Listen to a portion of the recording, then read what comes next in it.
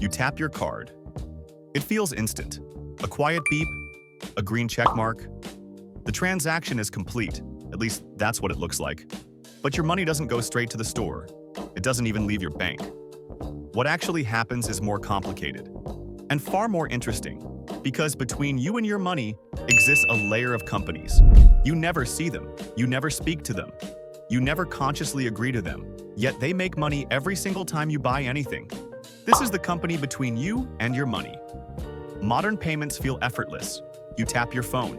You swipe your card. You enter a number online. And within seconds, the transaction is approved. But approval is not the same thing as payment. What feels like an instant transfer is actually a temporary promise, a signal that the system believes the money will arrive later. In reality, no money moves at that moment. Instead, a message is sent. And that message begins a journey through a network built entirely on trust, coordination, and risk management. The first step is authorization. Your bank is asked a simple question: does this person have enough money? If the answer is yes, the transaction is approved. But nothing has settled yet. No funds have been transferred. The store hasn't been paid. What exists now is an agreement, not a completed exchange. And this distinction is where the middle layer begins. Behind a single payment is a chain of intermediaries. There is the merchant, the store or service you're buying from. There is the payment processor, the company handling the technical side. There is the payment network, the system connecting banks to one another. There is your bank and the merchant's bank. Each one plays a role. Each one reduces risk for someone else. And each one takes a small fee. Individually, those fees seem insignificant. But across billions of transactions, they become enormous. Payment processors exist because trust does not scale naturally. A small business cannot verify every customer. A bank cannot monitor every transaction manually, and merchants cannot absorb fraud losses alone. So an intermediary steps in. The processor verifies information. The network routes requests. The banks manage balances and accounts. Together, they create a system where strangers can exchange value with confidence. This is the real product being sold. Not speed, not convenience, but trust. And trust has a cost. Every layer added to the system reduces risk, but increases complexity. And complexity creates delays. This is why refunds take so long.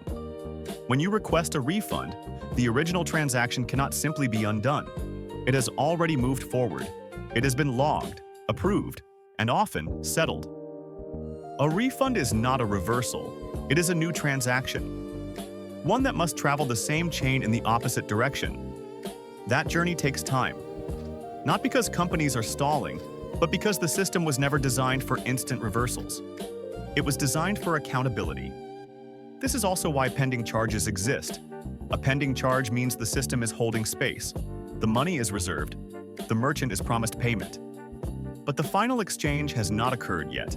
This window allows the system to catch errors, detect fraud, and resolve disputes before money fully changes hands. It is friction by design, and friction is the price of reliability. So why tolerate this complexity? Why not remove the middlemen? Why not send money directly from your account to the merchant's account? The answer is scale. Modern payment systems process billions of transactions every single day, across borders, across currencies, across legal systems, across time zones. No single bank could manage that alone, and no merchant wants the responsibility of verifying every customer worldwide. So the system evolved, layer by layer, company by company, until removing any one piece became nearly impossible. Once a system reaches this size, it becomes self-reinforcing. Banks rely on networks, merchants rely on processors, consumers rely on universal acceptance, and every participant benefits from the system continuing to exist, even if it isn't perfect. This is why alternatives struggle, not because they don't work, but because they lack adoption. Trust is not just technological, it is social. And once trust concentrates in a system, it becomes very difficult to move elsewhere. New technologies promise change: faster payments, instant settlement, direct transfers. And sometimes they succeed, But even these systems introduce new intermediaries, new validators, new platforms, new oversight. The middle layer does not disappear. It changes shape. The function remains. Someone must manage risk. Someone must coordinate trust. Someone must absorb failure. And someone must be paid to do it. Every time you spend money, you participate in this system. You pay not only for the product or service, but for the infrastructure that makes the exchange possible. Most of the time, you never notice it. And that is the point. The most effective systems are the ones you never think about. They operate quietly, consistently, invisibly. The middle layer is not good or bad. It is not a villain. It is not a hero. It is a response to scale, a solution to complexity, and a reminder that convenience is never free.